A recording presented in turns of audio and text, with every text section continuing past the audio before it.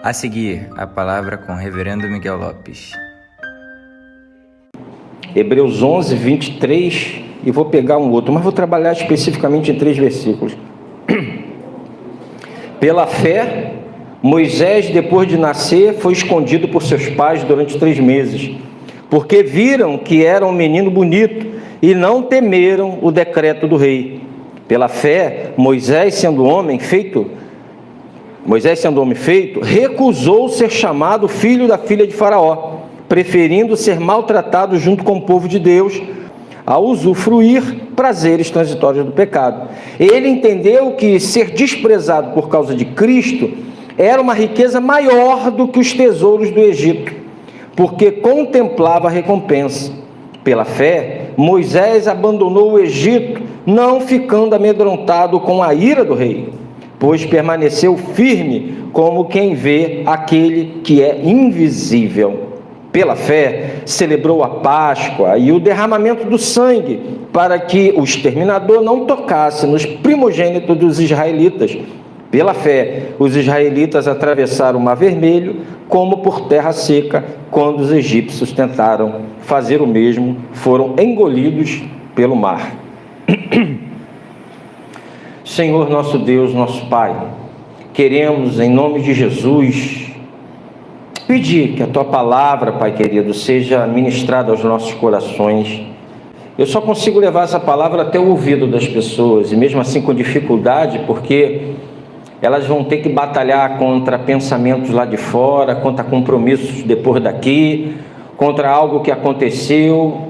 Será uma batalha na sua mente, mas Paulo entende que pelo Espírito a gente pode levar cativo todo o entendimento à obediência da palavra. E nós pedimos que assim seja nessa manhã, Pai. Porque Deus, eu não posso levar, como eu já falei, essa palavra ao coração. Isso é ministério do Senhor. É só o Espírito que pode adentrar, convencer do pecado, da justiça e do juízo. A mim cabe falar, testemunhar, argumentar, mas eu não posso transformar corações, Senhor. Não há esse poder em mim. Por isso, Senhor, eu dispenso ele totalmente a Teu Espírito. Não quero tocar na vontade de ninguém, oferecendo falsas promessas para que eles estejam aqui constantemente, talvez fazendo algum tipo de campanha, esperando, Senhor amado, como um burrinho correndo atrás da cenoura, conquistar a bênção. Não, Senhor, eu quero que a Sua palavra seja ministrada.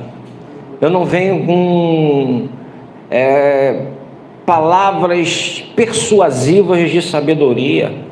Eu venho, Senhor, no poder do Teu Espírito, e eu peço que Ele ministre, Pai, que Ele possa, Senhor amado, quebrar a película que impede que essa palavra adentre aos nossos corações, divida juntas e medulas e discirna os intentos do coração.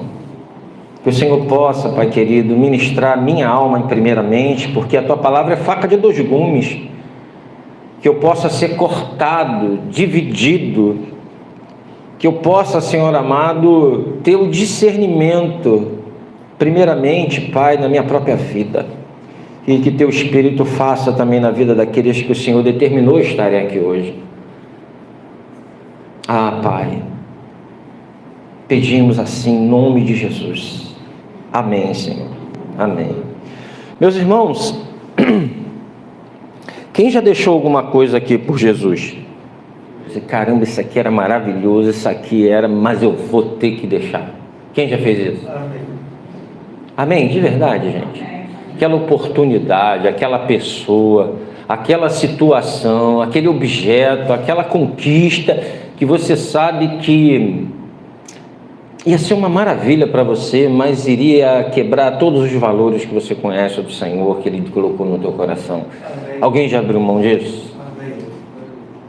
Amém. Não é difícil pra caramba? E é sobre isso que a gente vai falar um pouquinho hoje aqui, porque teve alguém que o fez, teve alguém que passou por isso. E eu quero dizer para vocês que, na verdade, há uma dificuldade muito grande, porque o Evangelho, a gente precisa de tempo, a gente precisa de maturação da palavra de Deus, de discernimento, de solitude, de pensar, do ócio, para que você tenha tempo de pensar e criar e entender aquilo que o Evangelho diz. Porque nessa correria, você entra numa igreja, aí o pastor ou quem estiver pregando vai falar um monte de coisa, aí você já chega em casa, ou vai para um shopping, ou vai para casa, ou começa um almoço, ou encontra um parente, aí na segunda já é o trabalho, na terça, na quarta, você não meditou na palavra. Foi só aqui, uma horinha que a gente passa aqui ouvindo a mensagem. E essa mensagem não foi contrabalançada, não teve nenhum contraponto contra ela, ou você não fez nada, você não fez um balanço, você simplesmente recebeu e foi. E isso tem acontecido nas igrejas. Nós temos recebido palavras e muitas vezes a gente não medita, essa bênção eu pego, aí fica pegando, aí acaba muitas pessoas correndo atrás, igual o burrinho da cenoura, durante anos e anos e não consegue chegar, né, a se alimentar de nada, porque foram só motivações, pílulas de motivações, verdadeiros coaches na sua vida no púlpito, que te motivaram durante a semana, na outra você veio e recebeu mais uma pílula, na outra, mas a mudança radical de dentro para fora não acontece. E aí, queridos, é sobre isso que eu gostaria de falar com vocês, porque muitas vezes a gente cria um dualismo no Evangelho, né? O Evangelho, quem segue Jesus vai sofrer, vai passar perseguições terríveis, vai amargar a vida, vai viver numa miséria, talvez tenha que deixar todo o dinheiro dele, não vai conseguir fazer nada na vida. Não, mas não mesmo, porque toda dádiva e todo dom perfeito desce do céu. Tudo, como o irmão Paulo fala aqui, nosso diácono, tudo que eu tenho foi Deus que me deu. Tem nada que eu tenha que não tenha sido. Teu trabalho foi Deus que te deu, ainda que você não conhecesse Ele. E se permanece nele, foi Ele que te deu. A sua casa, o seu carro, foi Ele que te deu. Deus é um Deus que prospera também financeiramente. Só que Ele não promete fazer isso com todo mundo. Só que Deus é um Deus de propósito. E sim, há pessoas que vão ser Jó na caminhada. Há pessoas que vão ter que perder filhos, perder esposas, perder pais. Outros não vão ter nem pais presentes. Muitos vão ter que perder o dinheiro. Muitos vão ter que abrir mão de uma grande conquista financeira por causa do reino. E eu tenho tentado passar isso para você, porque às vezes um testemunho que a gente escuta de uma mega igreja, aquilo gera dentro da gente uma falsa esperança. Não é verdade? Eu, na verdade, vejo o irmão chegar aqui, irmão, Deus me deu uma casa no Leblon. Eu falo agora Leblon porque é um dos metros quadrados mais caros do Rio de Janeiro. Deus me deu uma casa no Leblon, e eu era pobre, agora sou rico. Mas será que Deus tem isso para você? Talvez o teu chamado seja justamente abrir mão das riquezas.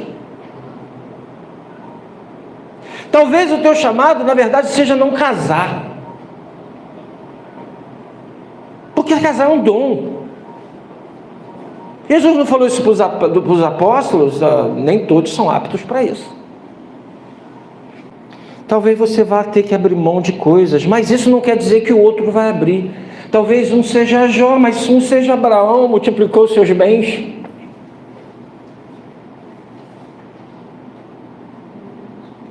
Então pare de olhar para a vida do irmão, achar que ele é teu espelho. Ele não é o teu espelho. Quando eu fui chamado para o ministério, eu abri mão de outras coisas. Quando você casou com a sua esposa, você abriu mão de outras mulheres. Quando você casou com o seu esposo, você disse não para outros, via de regra. Não é isso? Lembro que uma vez, eu no ministério, o irmão chegou para mim e falou assim, eu vou começar com exportação de água, e eu quero você de frente aqui no Brasil. Você vai ganhar muito dinheiro. Eu falei, mas eu tenho um ministério. Não, domingo você pode ir para a igreja, não tem problema não. Eu falei, meu ministério não é só domingo, eu sou crente domingueiro. Meu ministério é o dia todo, eu tenho que estar pronto, eu sou um soldado arregimentado pelo Senhor, não posso me envolver com as coisas desse mundo. E cara, mas é grana, hein? Eu falei, eu sei, cara, pô, tua família, tá aí, ó, entra. Ele tinha passado pelo processo aqui na igreja também, e ele falou, pô, pessoas entram, vai embora, não te dá nem tchau e tu fica preocupado com isso. Eu falei assim, meu compromisso não é com elas, em primeira instância, não é com elas.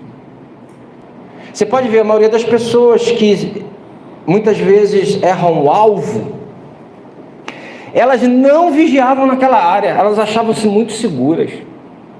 Aqui eu já está dominado, aqui eu não... Mas aquela área que você sabe que é fraco, você se cuida, você vigia, você não dá mole, você se cerca, essa você está firme. Consegue entender? Eu já vi pessoas meterem o pé na jaca e dizer, mas eu não tenho fraqueza nessa área. Eu falei, é?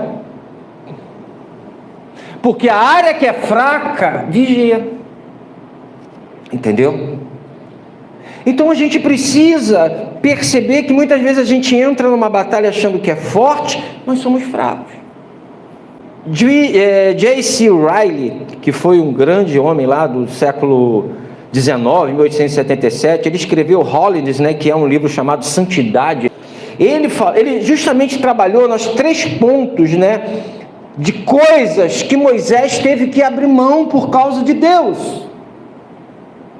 E eu queria espelhar o que ele falou aqui, que são coisas muito importantes, porque o que Moisés abandonou são coisas que são notáveis, é contra-intuitivo em você, você quer aquilo, a tua natureza quer aquilo, mas por causa do reino você às vezes abre mão.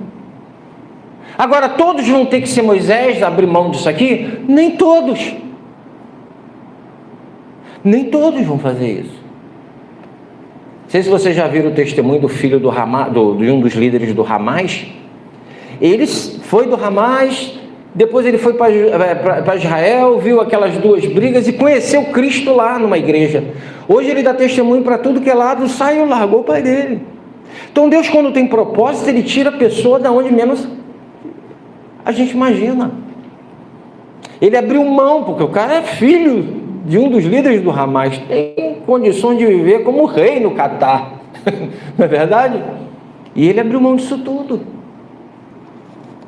Vejamos o que Moisés abandonou. Moisés abdicou do poder e do prestígio que sua posição como príncipe do Egito lhe garantia pelo resto da vida.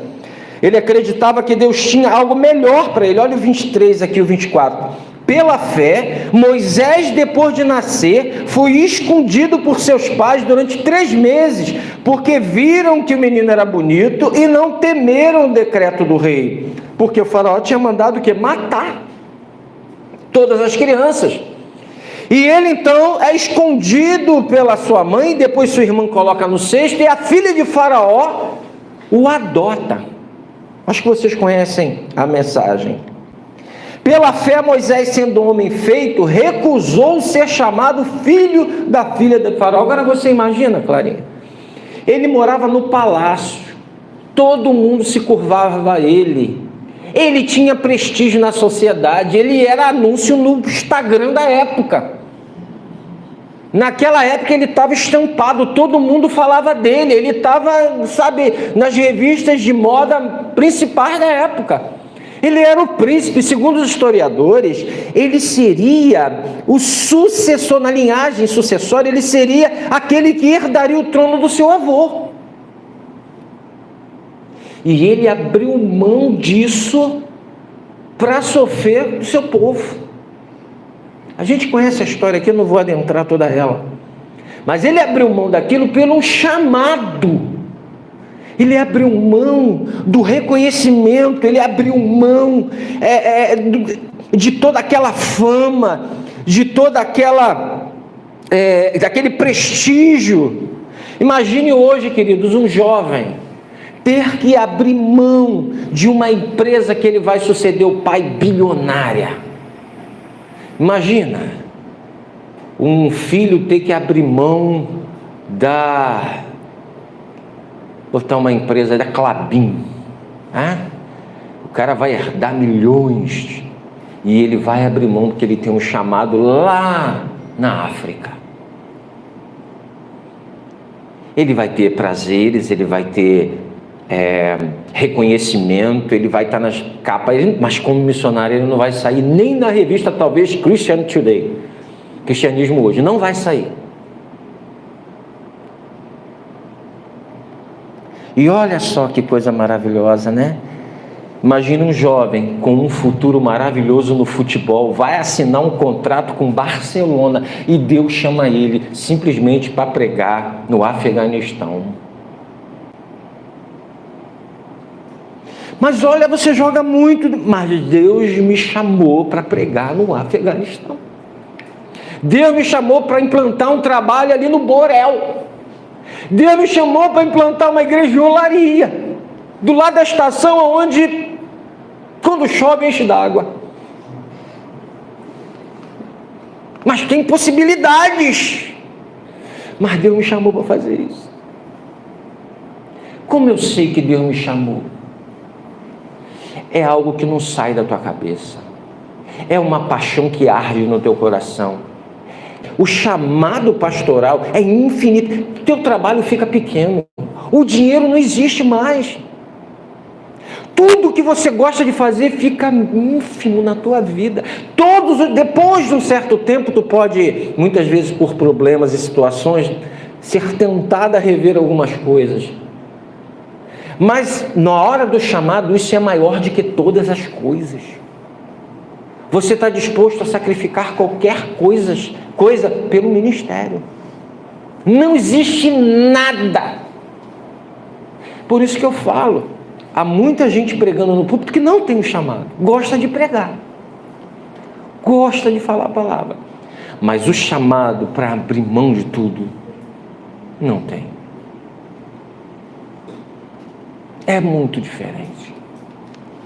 É muito diferente. Tem gente que quer a glória do púlpito. Tem gente que quer aqui. Vocês não estão olhando para mim? Você sabe que o fetiche disso é muito forte? As pessoas querem toda a atenção em mim. Eu nunca fui prestado atenção, ninguém nunca me deu atenção, eu sempre passei desapercebido e de repente eu estou no púlpito, todo mundo ouvindo o que eu falo e pior, sendo influenciado através daquilo que eu falo. Isso é muito forte, isso é uma tentação tremenda, assim como o louvor. Caramba, eu canto, as pessoas cantam comigo e depois eu desço, como você canta bem, se falar isso comigo vai tomar uma cacetada.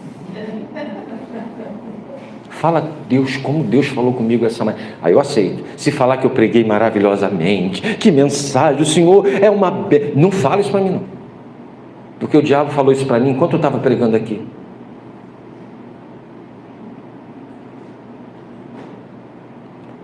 Então, olha gente, o chamado é algo muito diferente. As oportunidades vão surgir para te provar.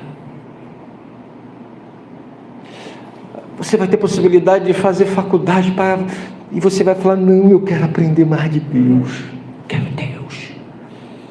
Você vai levantar a cama da casa da tua filha lá no quarto dela para fazer escolinha, porque você não tem de começar a igreja, começa lá. É muito diferente. Agora que é complicado. Temos muitos pregadores no palco, recebendo milhões em troca. E aí, Moisés abriu mão do palácio, do prestígio, da glória. Gente, por mais que ele tivesse esperança, nada iria se pôr no lugar daquilo que ele perdeu. Como alguma coisa ia substituir o que Moisés abriu mão? Como? O que é? Um carro? Uma carroça de ouro? Não, no palácio tinha mais. O que ia substituir? Umas garotinhas? Não, no palácio ele tinha todas. O que ia ser maior para Davi do que aquilo que ele abriu mão? Moisés, né? Desce daí, Davi. Entendeu? O que seria maior? Alguns psicólogos talvez chamassem Moisés de masoquista. Cara, você tem tudo, tem fortuna, tem prestígio, tem tudo. Você vai abrir mão disso para cuidar de um povo fedido, escravo, 400 anos aqui, um povo fedido. Os psicólogos de hoje já chamam de masoquista. Você está sofrendo. Como você prefere a pobreza ao invés da riqueza? E não é só ele não, se você ver a vida de Paulo, Paulo tinha título de cidadão romano, era rico, membro do Sinédrio, falava vários idiomas, respeitadíssimo, mestre em filosofia. Ele nasceu em Tarsis, centro de um movimento filosófico tremendo, conhecia tudo. Ele falou, abri mão de filosofia, abri mão disso, para pregar o evangelho puro e simples. Jesus morreu na cruz por você, só isso. Não vim com palavras de sabedoria, persuasivas de sabedoria. E ele fala isso em Corinto. Resolvi nada saber. Isso é uma transformação, um poder, ele tem que ter encontrado com Cristo de tal maneira e o Espírito rasgado a sua alma para ele abrir mão disso tudo. Não adianta você tentar copiar Paulo, Moisés ou quem quer que tenha aberto mão, porque isso é um chamado. Eu não posso pedir para você para abrir mão disso tudo, porque você não está sendo chamado para isso. Eu não vou dizer que você vai ter que largar o seu palácio, porque talvez você não esteja sendo chamado para largar o palácio. Pelo contrário, você vai ter que pregar no palácio. Não foi isso? Os que estiverem no palácio, pregou lá para os soldados. Aí tem gente que vai ser chamado para ficar no palácio. Então o que eu quero mostrar para vocês é que o evangelho, ele não é uma caixinha pronta. Deus trabalha com cada um de maneira diferente. A um ele chama, tira tudo, mas dá algo extraordinário, que é o enchimento da presença dele, os dons, a capacitação, ele faz o que ele quer. Outros ele vai chamar, vai tirar, porque sabe que às vezes aquilo que ele tem é justamente aquilo que vai tirar ele da presença de Deus. Outros precisam passar por um tempo, sabe, no candinho de Deus, passando realmente pelo fornalha. Então Deus trabalha de maneira individual com cada um. Eu me lembro quando a irmã Sheila perdeu a vista, a visão do lado esquerdo ou direito, minha irmã? Esquerda. Ela falou assim, não, isso foi Deus, eu precisava disso. Se Deus não tira a minha visão, se eu não tenho esse espinho na carne, eu ia continuar errando o alvo. Então às vezes Deus tem que tirar algo para que você... Sabe qual é o grande problema? A gente não teme a Deus. A gente perdeu o temor de Deus. Nos lameamos tanto no pecado que agora está tudo certo, Deus não faz nada. Só que você tem que ter dois cuidados. Uma, se você nasceu de novo mesmo. E se você nasceu de novo, ele vai ter compromisso de te disciplinar. Segundo, ou Deus está tentando tratar contigo. Porque é muito fácil a gente se enganar no Evangelho. É muito fácil. Porque o Evangelho é tão simples que a gente pode se enganar nele. Não sei se eu estou conseguindo me fazer entender com vocês, mas nosso Deus vai trabalhar com cada um de maneira diferente.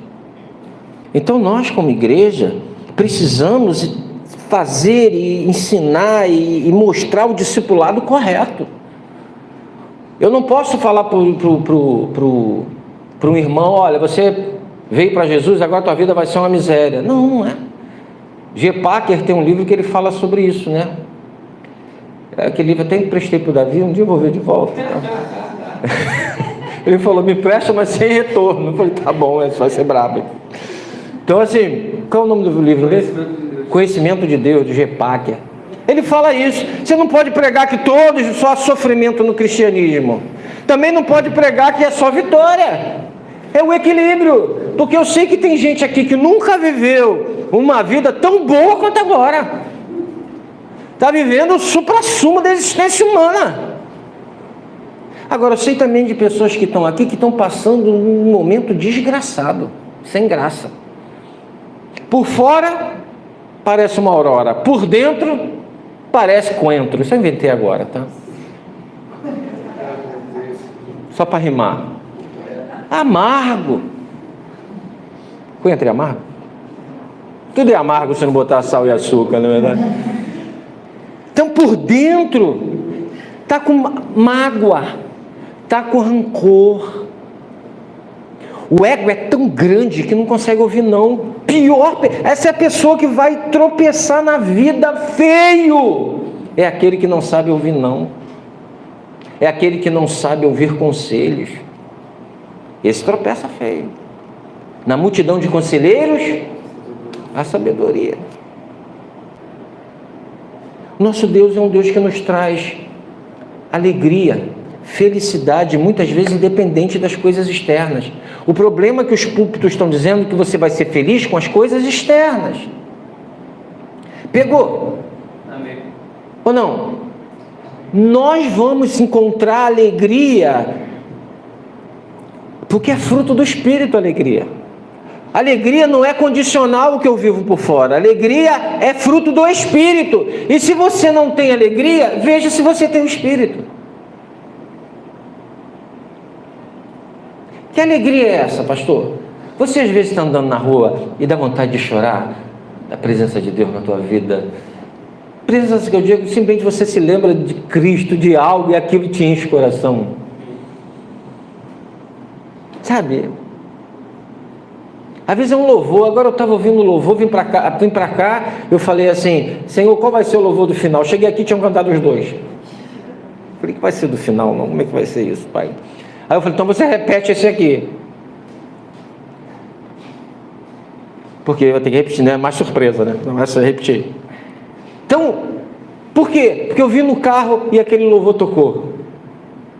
Aí eu falei, Senhor, obrigado. Estava saindo de casa, qual louvor que eu vou tocar? Aí você, mas isso é muito místico, só porque tocou lá esse louvor. Eu falei, não, mas os dois serviam. Mas esse aqui deu mais segurança que eu ouvi no carro. Me fez me quebrantar da presença de Deus. Chorei na presença de Deus. Deus, alguma coisa Deus deve estar falando aí. Vamos deixar Deus fluir. Entendeu? E falei aqui não troca. Se trocar, semana que vem a gente canta a capela.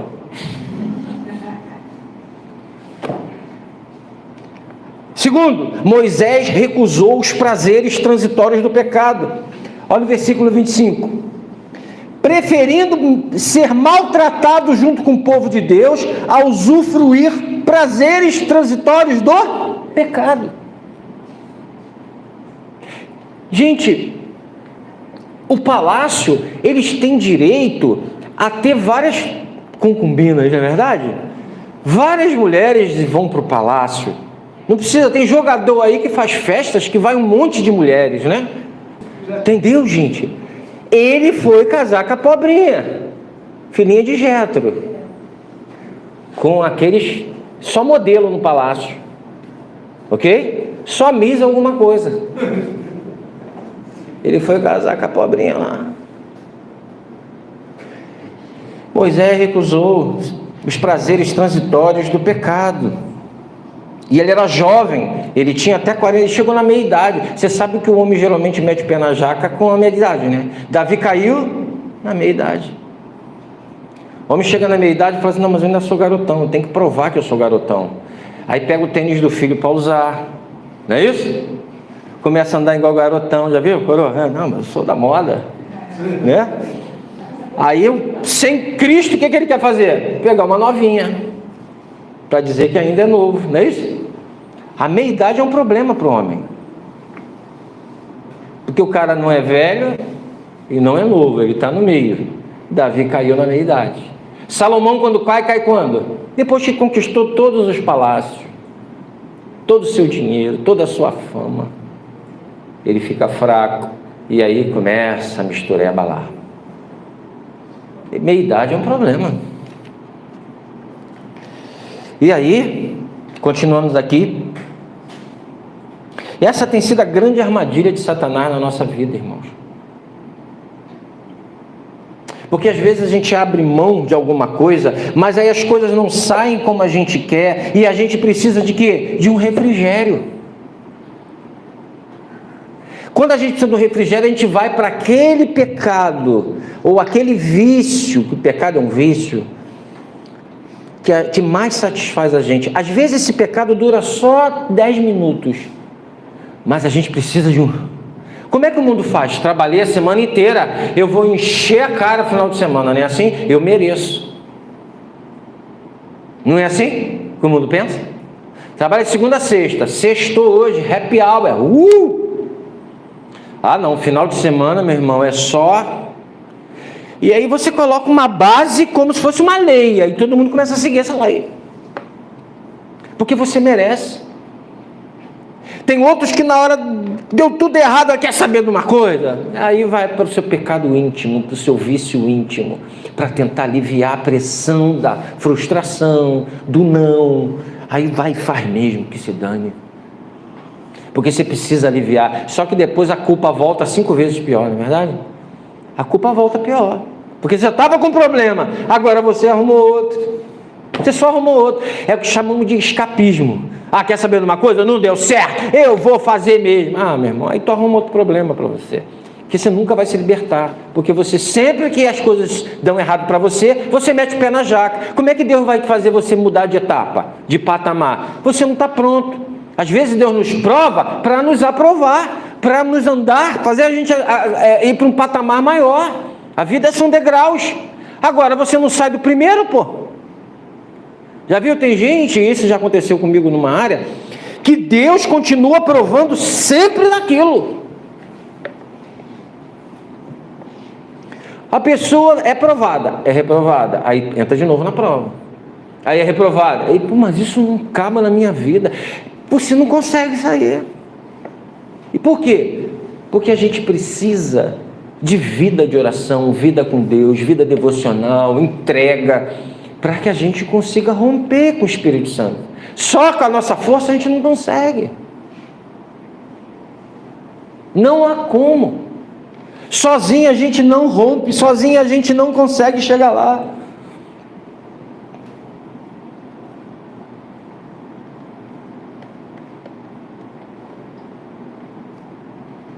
A batalha do pecado contra a santidade prossegue violentamente dentro de nós.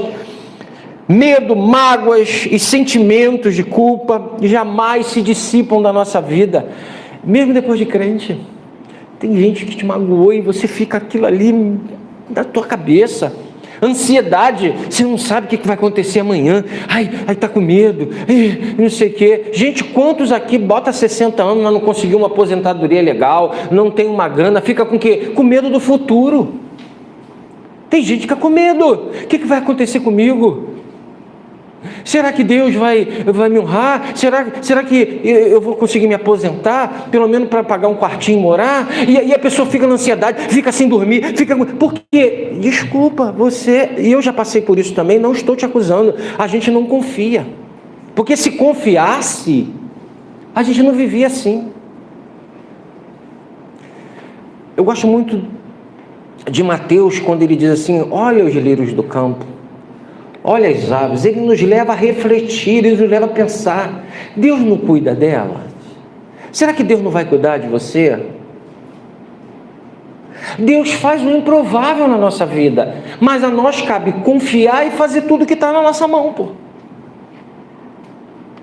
O que der a gente vai fazer, o que não der a gente espera no Senhor. Eu ouvi de uma irmã essa semana, ela falando, eu nunca imaginei que na minha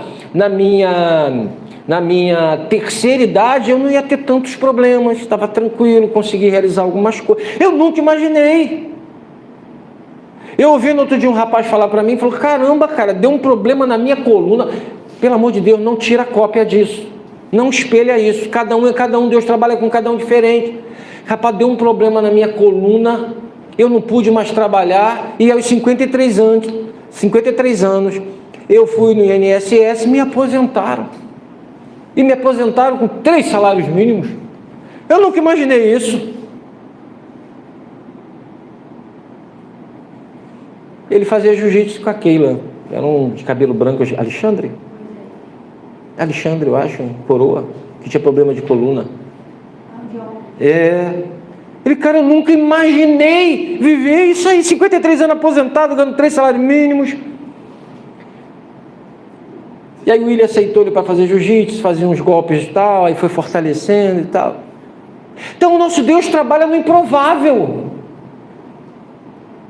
Há uma passagem: fui moço, hoje sou velho, mas jamais vi um justo, nem a sua descendência mendigar o pão. É uma promessa de Deus para a nossa vida. O Wallace mesmo, né? Depois, na curva da vida, Deus vai e faz um movimento, está lá com a casinha dele, graças a Deus. Graças a Deus. O movimento, ele deu até o testemunho aqui. Então, nosso Deus cuida de nós, mas nós não confiamos. O problema não está em Deus, está em você. Você não confia que Deus está cuidando de você. Você se debate, você se acelera, você entra na corrida dos ratos. Sabe a corrida dos ratos? Não chega a lugar nenhum. E os anos passam e você, caramba, eu estou me debatendo tanto. Deus está cuidando, Deus está provendo, Deus é fiel, mas Ele precisa que você confie nele. Eu também me debato assim, porque a natureza da gente geme, aguardando transformação em todas as áreas.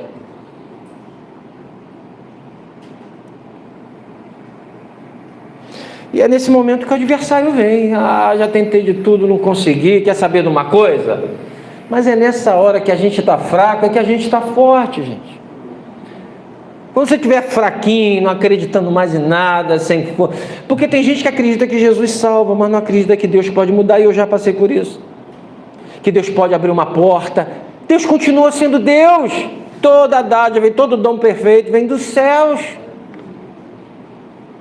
Ele continua fazendo, só que eu não vou ficar pregando isso aqui para vocês, porque vocês precisam ter uma vida íntima com Ele e ver mover dele na vida de vocês. Ele abre porta onde não tem, ele surge trabalho onde não tinha.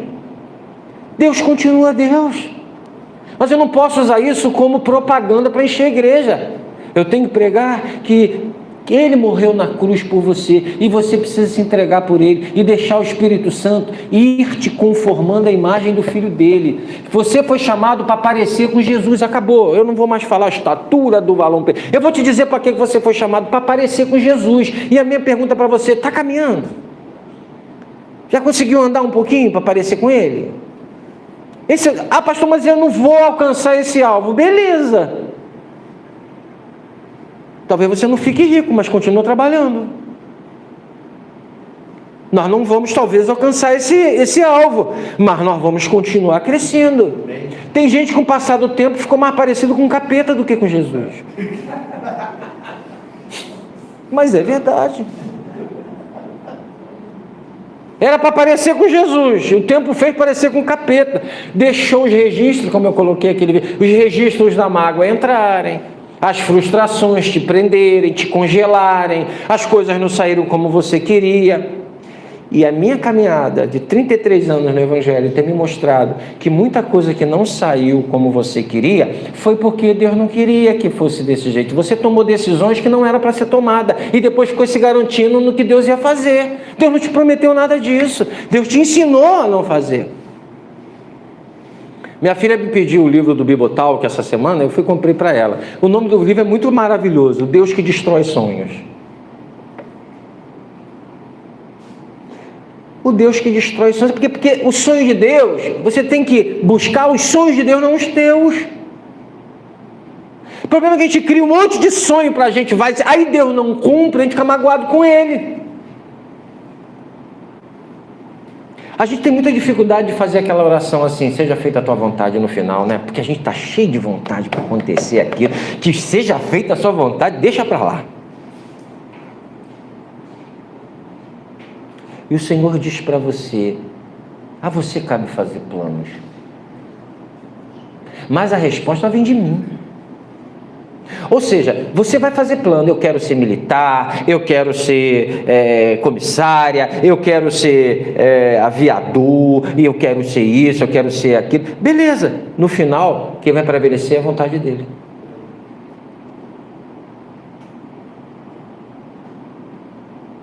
Para pensar na tua vida. Quando você começou a tua juventude, fez prova para isso, se formou naquilo. E o que você é hoje?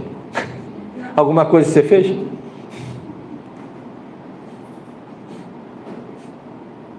Não é o teu plano que vai prevalecer. Eu sinto muito. Até porque um jovem geralmente não sabe o que quer realmente. Não é isso? Aí a gente dá um conselho assim, já que tu não sabe o que quer, faz alguma coisa, pelo menos dê para te sustentar. Aí quando tu descobrir, tu faz o outro.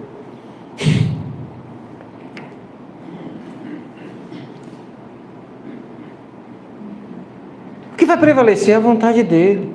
Montei uma empresa, faliu. Montei isso, caiu. Amém.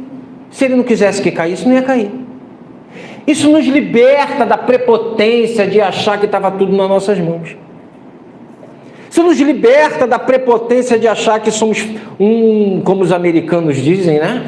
Você é um fracassado. Porque lá só quem tem vitória é exaltado, né? Quem não tem é um fracassado. Porque é nos fracassos, muitas vezes, que Deus trabalha no nosso coração. Mas aí você está pregando o determinismo. Deus não. Se você foi comprado por Ele, e isso tem que ficar muito claro na tua cabeça, por favor. Duas coisas que eu falei. Primeiro, a maioria das coisas que você sofre foi você mesmo que escolheu. E botou na conta de Deus para mudar. Segundo, se você foi entregue a Jesus, chamado por Ele, eficazmente, que não tinha como tu resistir, eu não queria, mas eu queria tanto, eu fiquei apaixonado loucamente. Como é que você resiste uma paixão? Não dá para resistir uma paixão. Já ficou apaixonado por alguém?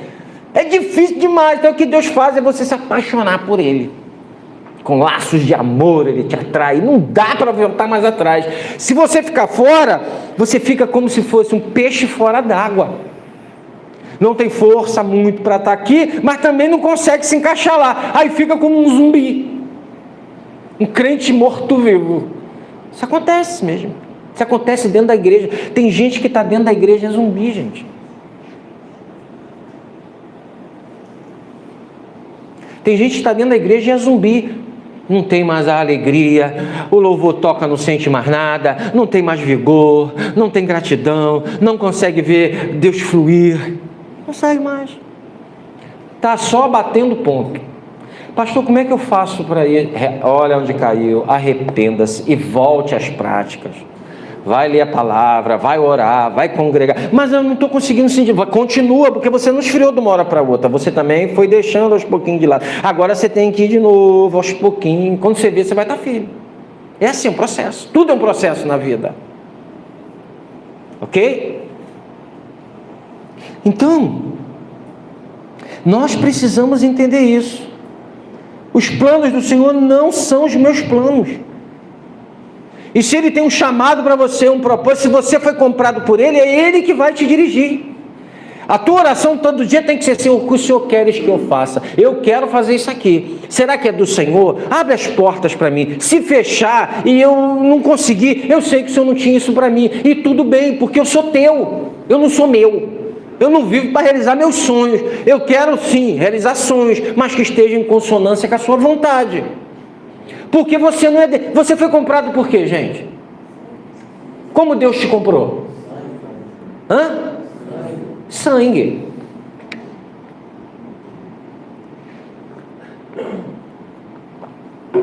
Isso aqui eu comprei com o quê? Dinheiro.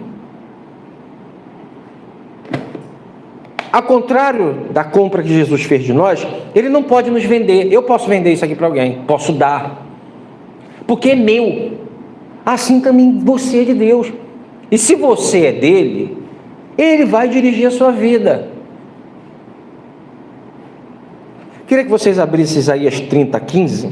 Já ia falar Tayane de novo. Maiane. Se a Maiane puder botar, por favor.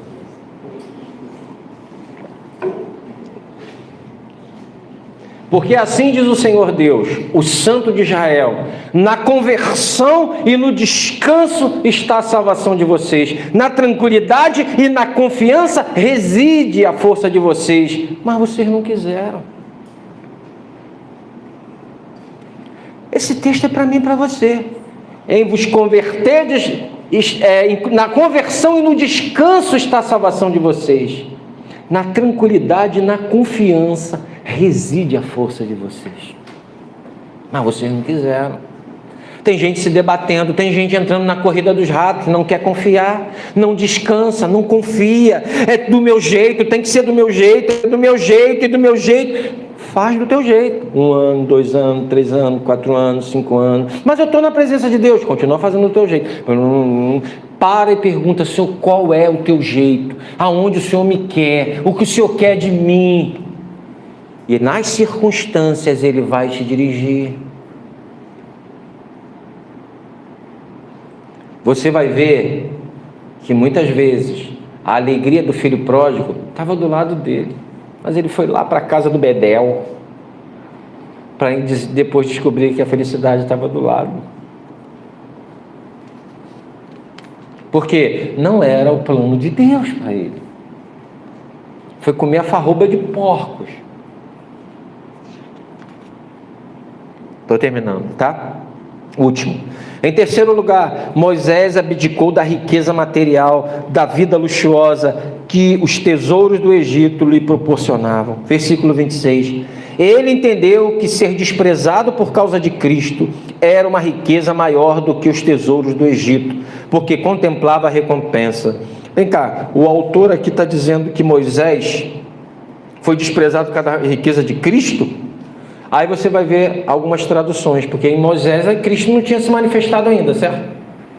O autor aqui está falando numa perspectiva de quem já tem toda a revelação, ou ele está falando, porque Cristo aqui no original é ungido.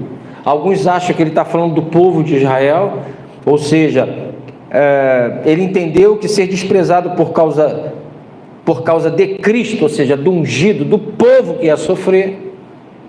Só que nós que temos um método interpretativo histórico-gramatical redentivo, nós acreditamos que desde o início Cristo foi manifestado, desde o Éden. Será que Moisés talvez não esperasse esse ungido, esse Messias?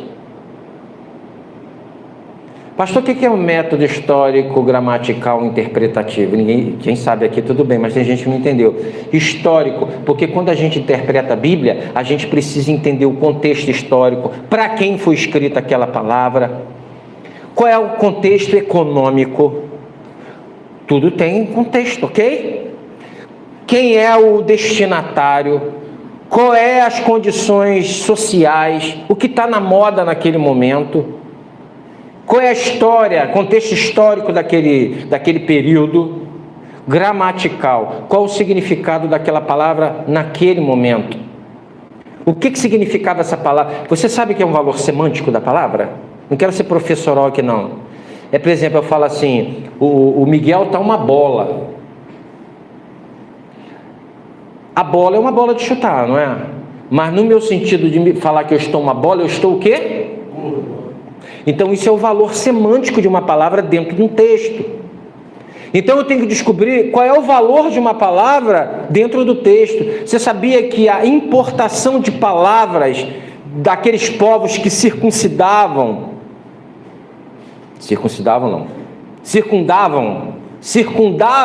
Israel, eles tinham expressões idiomáticas que foi importada para dentro de Israel. E que sentido isso tinha? Por isso eu preciso, histórico-gramatical, eu preciso entender esse contexto. Qual é o método de interpretação dos evangelhos? Quais são os métodos que a gente usa para interpretar as cartas? O Apocalipse, eu uso a mesma forma que eu interpreto o evangelho? Então o nosso método de interpretação da Bíblia é método histórico-gramatical redentivo. Por que redentivo? Porque a gente entende que a redenção foi pregada lá no Éden, quando um animal foi morto para tampar a intimidade do casal. Depois ele é ratificado quando diz, olha, a sua descendência lhe ferirá o calcanhar, mas o descendente da mulher vai esmagar a sua cabeça. Então a gente entende que esse propósito vai caminhando. Como? Caim mata Abel.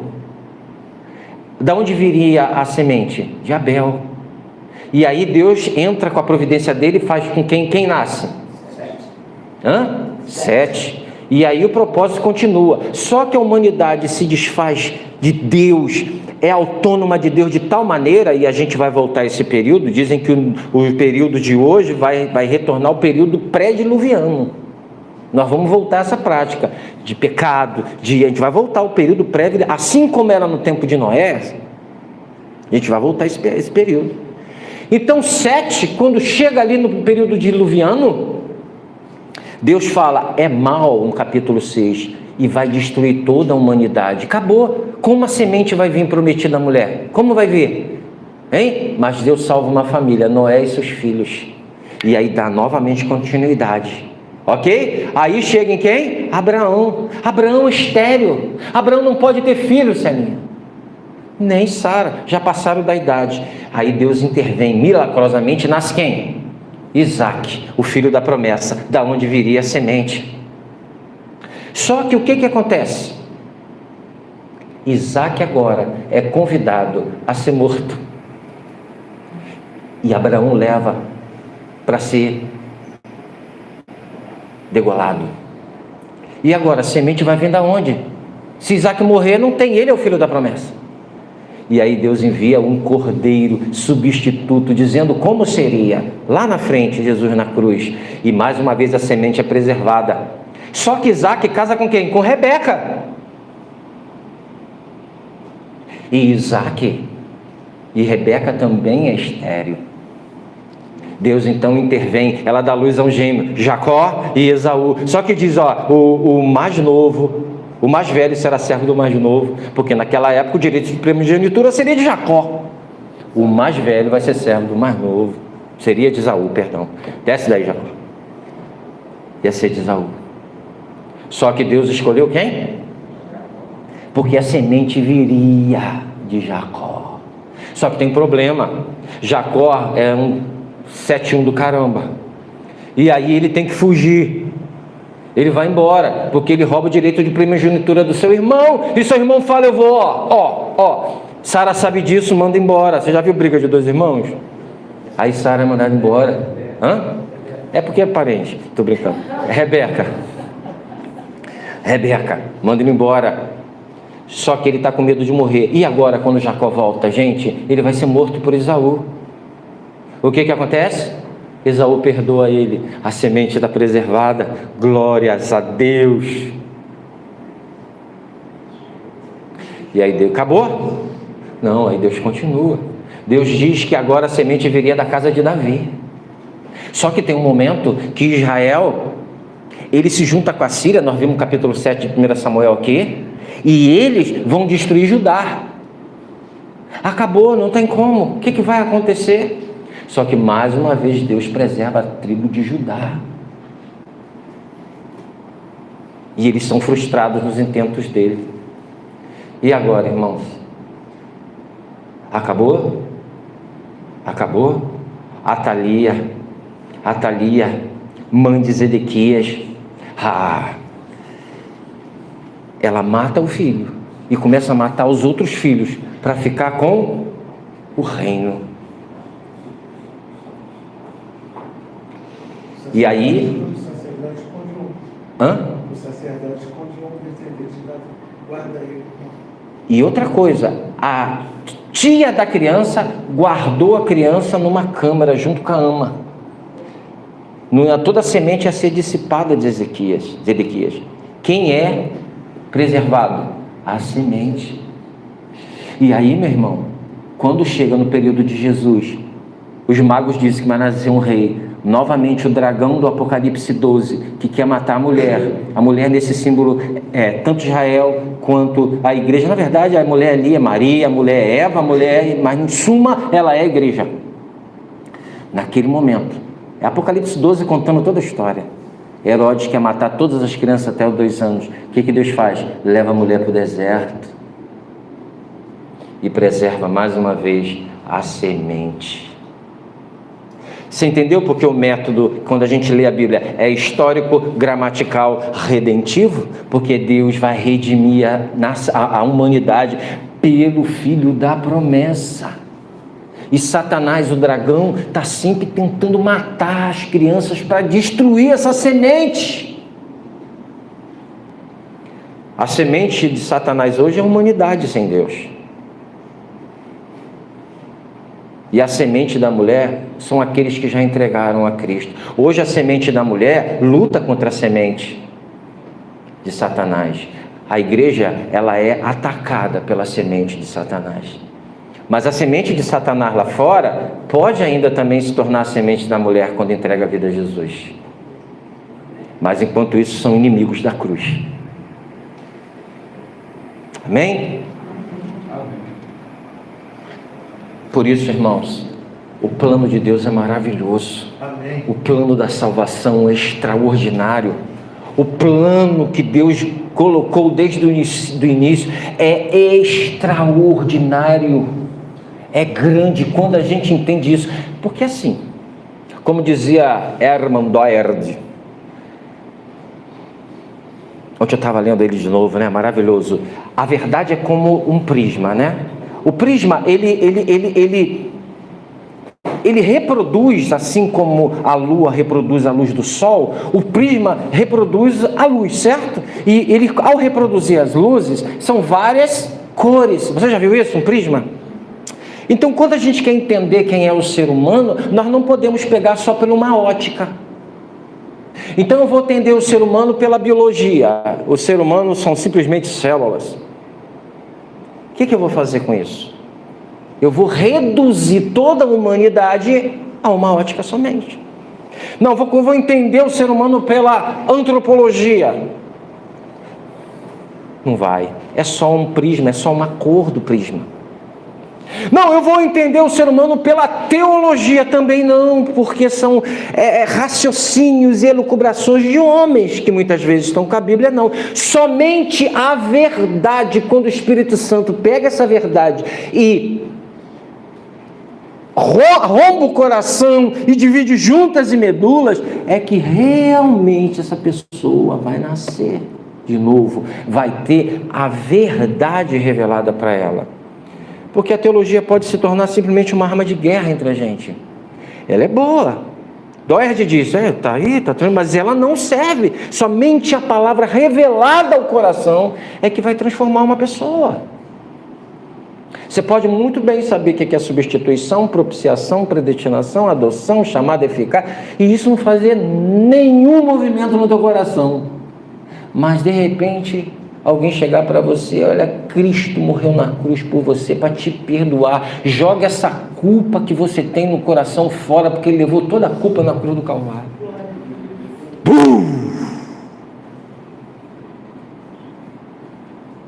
Então a verdade, ela só é alcançada não pelas cadeiras do conhecimento, porque, presta atenção, o homem não pode dizer ao homem quem ele é. Somente Deus pode dizer quem você é. Por isso que você só encontra a sua identidade em Cristo. Porque o homem não tem condições de dizer em toda a sua amplitude quem é o homem. É por isso que uma filosofia derruba a outra, outra derruba a outra, outra derruba a outra, outra derruba a outra. Porque somente em Cristo nós temos a nossa verdadeira identidade.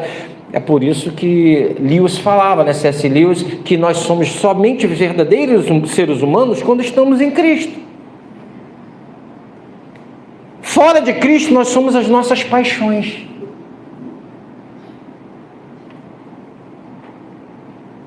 Mas em Cristo encontramos a nossa identidade nesse propósito redentivo que Ele tem. O homem não pode dizer quem é o outro homem na sua totalidade. Somente Ele. Amém? Amém. Senhor, meu Deus e meu Pai, nós temos aberto mão de tantas coisas. Nós temos, Pai querido, aberto mão. Na verdade, hoje em dia a gente não abre mais mão, porque na verdade, Senhor, o nosso coração é apaixonado pelo Senhor, e muitas vezes essas coisas que antes seriam uma grande tentação para a gente não é mais.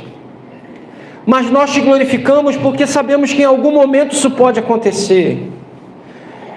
Moisés sendo rico, milionário, assim como eu tenho visto vários homens Na África do Sul, eu esqueci o nome dele, mas o sobrenome é Smith, como uma igreja enorme, mais de 5.000 membros, abriu mão daquilo para começar um trabalho no interior da África do Sul.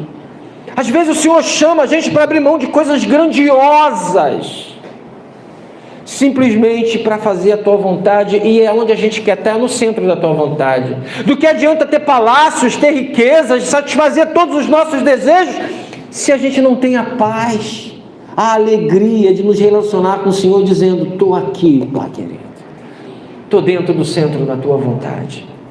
Porque no final da vida, quando vir a idade, quando chegar o momento da sua partida, tudo que você conquistou não vai estar com você. Não estou dizendo que não é bom usufruir dessas coisas, talvez Deus até te dê essas coisas, mas se por um acaso tu foi chamado para abrir mão de coisas, abra, porque o que Deus te promete é infinitamente maior.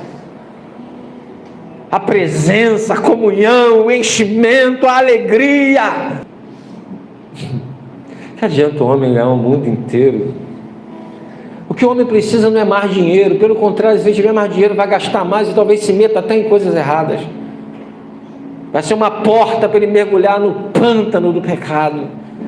Mas primeiramente o que o homem precisa é ter o seu coração redimido, e as demais coisas lhe serão acrescentadas. Ah, se o homem soubesse que ele está correndo atrás da cenoura. Pastor, você não sabe a necessidade que eu passo. Eu sei que você passa, eu sei que você tem sonhos, tem projetos, e eu não estou aqui para jogar água na tua fogueira, não. Eu estou para dizer, olha, simplesmente que a vontade de Deus para a tua vida vai se cumprir, não a sua, a não ser que a sua esteja correlacionada com a dele. Não abra mão da comunhão com o Senhor por palácios, riquezas, tentações, prazeres momentâneos do pecado. Não abra, não vale a pena. Eu vou dizer uma coisa para você: tu já chegou aos 20? 30 é um pulo, 40 chega rápido, 50, opa! Comecei essa igreja com 29 anos. Quem tem 29 anos aqui? 28. Você não era nem nascido quando eu comecei. Já foi. E o teu também vai. E depois, você vai ver que não valeu a pena. Porque o único que vai estar contigo na sua partida, do começo ao fim, no piscar e abrir dos olhos, do daqui para lá, vai ser o Espírito de Deus. Louvado seja o teu nome, Jesus. Amém, Senhor.